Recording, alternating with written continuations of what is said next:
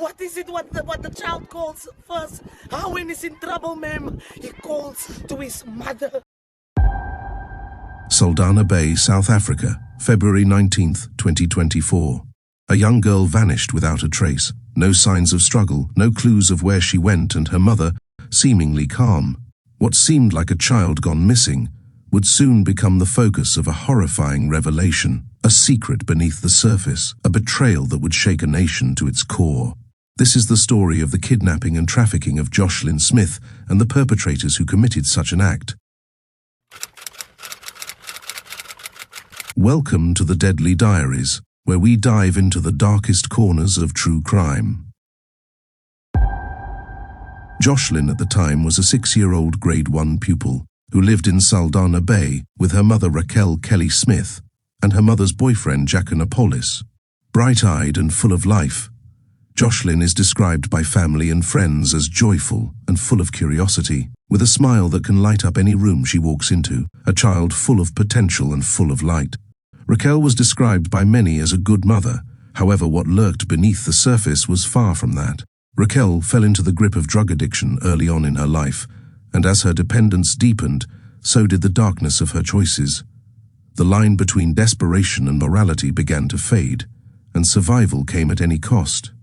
Jacquin, a man whose life had long been consumed with crystal meth and mandrax, was not described favorably by anyone, but instead, a lack of comment on his character would deem him as a lonely drug addict. And a final person to be added to this equation is Stephen O. Van Ryn, a friend of the family, described by many as a menace to society and evil to the core.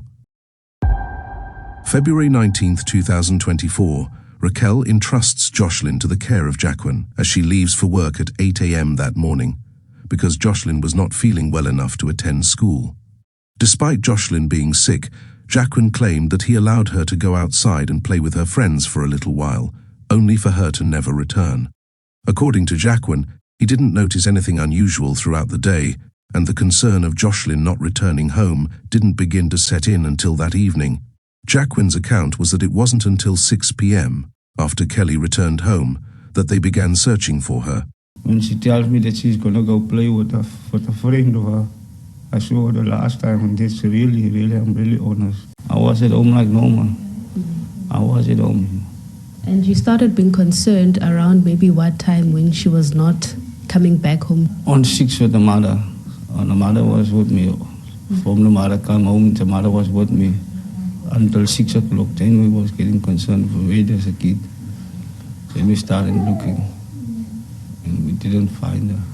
However, Raquel said that she got home at 5 p.m. for the whole house to be empty, and only when Jacquin finally appeared did she immediately ask where Joshlin was, to which he said he didn't know. According to Kelly, she couldn't get a hold of Apollos when she got back from work at 5, and when he finally rocked up, she asked where her child was, and he couldn't account. Joshlin's grandmother, already harboring suspicions, urged the truth out of anyone involved. Her message was simple but cutting. If you know something, confess. Take responsibility. If there is something, they must tell the truth. Because I can blame him. I can blame him.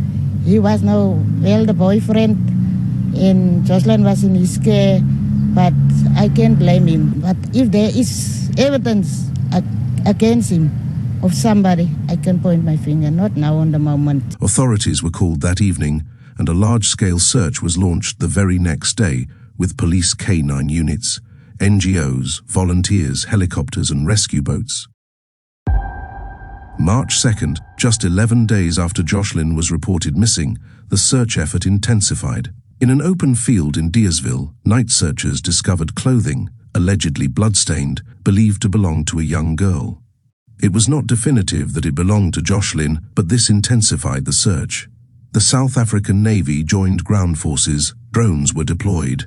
A K9 unit swept the area, but Joshlin wasn't there. March 5th, 3 people were arrested in connection with Joshlin's disappearance. According to reports, 2 suspects confessed. One of them told investigators Joshlin had been sold. A notable name in arrestees is Laurentia Lombard, who we will revisit later. By March 7th, the situation escalated. Raquel, Jacquin, Stefano, and a new person of interest called Fumza Sikaga, a Sangoma, which translates to a healer, were arrested and appeared at the Vredendal Magistrates Court.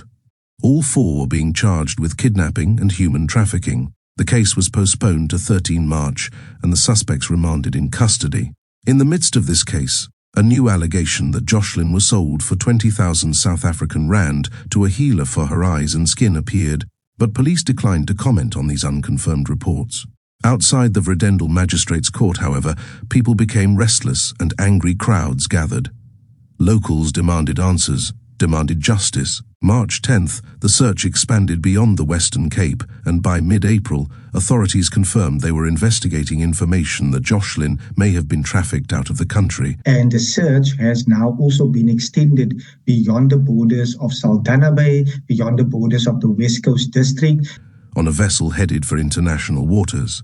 Former Police Minister Becky Cele called for everyone to put politics aside and assist in finding the 6-year-old. Meanwhile, the court appearances continued. March 13th, charges were dropped against one suspect, Fumza Sikaga, due to a wrongful accusation. The remaining 3 abandoned their bail application. There was then postponement of the case until July 15th, in which there was only a short stint in court, to which another postponement in the case followed. September 16th, the state indicated it had obtained new evidence, so further postponed the case to October 21st, 2024. October 21st, 2024. Everything changed. One of the earlier perpetrators, Laurentia Lombard, turned state witness, made a deal with the state in exchange for her testimony on her 3 accomplices. All charges against her were withdrawn, and a formal indictment was handed to the court. It revealed damning details. All the while, Raquel, Jacquin, and Stefano remained in custody. The indictment alleged that Raquel had discussed plans to sell her children as early as August 2023. The plan was for this to happen in January or February 2024. It also went on to describe the day prior to Joshlin's disappearance. It was alleged that Raquel and her daughter were seen walking to a white vehicle, to which an unknown woman then got out and handed something over to Raquel. They returned home shortly after. Later on the same day, the 3 accused, including Lombard, had discussed the plan and how the money would be divided. On the day of Joshlin's disappearance, Raquel told her and her brother that they would not be attending school and packed Joshlin's clothes into a bag. She left for work and left the children in the custody of Jacquin. While Raquel was at work, Jacquin, Stefano, and Lombard were all at her home, smoking whilst the children were present. Later that day, Raquel is alleged to have returned home and taken Joshlin, along with the bag of clothes she'd packed, and the pair left on foot. They then got into a white vehicle and drove away. Later that evening, Raquel fraudulently started looking for Joshlin and reported her missing to police. Following this indictment, the case had seen another postponement until the new year for pre-trial. January 31st, 2025, pre-trial began but was postponed to February 28 due to logistical issues, causing the absence of 2 of the accused in court. February 19th, 2025, a year since Joshlin's disappearance. Despite multiple searches and the arrest of several people, including her own mother, not a trace has been found. March 3rd, after a further delay, the trial begins at the White City Multipurpose Centre in Saldanha, whilst the search continues for Joshlin. March 17th, the much-anticipated testimony of Laurentia Lombard grips the nation as she sits for a few days in the witness box. While her testimony is all over the place regarding her children, drugs, and even food cooked, the merits of the case remain the same, even during cross-examination. April 23, all accused-elect to remain silent and not testify in their own defense. April 29, the state has provided all evidence and closes its case to await the verdict. May 2nd, 2025, after several postponements and delays in the case, Raquel Smith, Jacquin Apollis, and Stefano Van Rijn are finally given their fates. They are found guilty on charges of human trafficking and kidnapping. May 27, the sentencing proceedings begin, and the state calls a human trafficking expert based in the US who testifies in court. It is his expert advice that this was a calculated crime. Probation officer Errol Peterson also read into evidence his pre-sentencing report after his interviews with the convicted traffickers. He described Jacquin as a considerate person who could easily be influenced, Van Rijn as a menace to society, and Raquel as a manipulator who most likely was the mastermind behind this crime. May 28, 2025. The victim impact statements are read into evidence. There is not a dry eye in the court as the court hears from Joshlin's teacher, Edna Mart. A heartfelt letter from Joshlin's best friend and a painting drawn by her classmates are also shown in court. The family who wanted to adopt Joshlin also broke the hearts of the nation, as Joshlin's sister wrote a heartfelt poem which tugged at heartstrings, and her mother, Natasha Andrews, also wrote a painful letter that left everyone distraught. May 29, 2025, Judge Nathan Erasmus noted the accusers' lack of remorse throughout the trial and sentenced each of them, Raquel Smith, Jacqueline Apollis, and Stephen O. Van Rijn, to life imprisonment. On the human trafficking charge, you are sentenced to life imprisonment. On the kidnapping charge, you are sentenced to 10 years imprisonment. The tragic case of Joshlin Smith is a painful reminder that sometimes the greatest dangers come not from strangers but from those closest to us, the very people meant to protect and love us. Joshlin was betrayed by familiar hands, sold for a shockingly small sum, all for the value of her eyes and skin. This horrifying reality reveals just how far some are willing to go for money, no matter the cost to innocence, life, or basic humanity. But the most unsettling part of this case is that it still isn't over. Joshlin is still missing. Her body has never been found. And while confessions and claims have surfaced, the full truth of what really happened to her remains unknown. Investigators, her family, and the community are still searching for her, for justice, and for the answers that continue to evade them. Joshlin deserved love, protection, and a future, not to become a victim of greed and betrayal. Her story is a haunting warning of how easily trust can be broken and how deeply evil can hide in plain sight.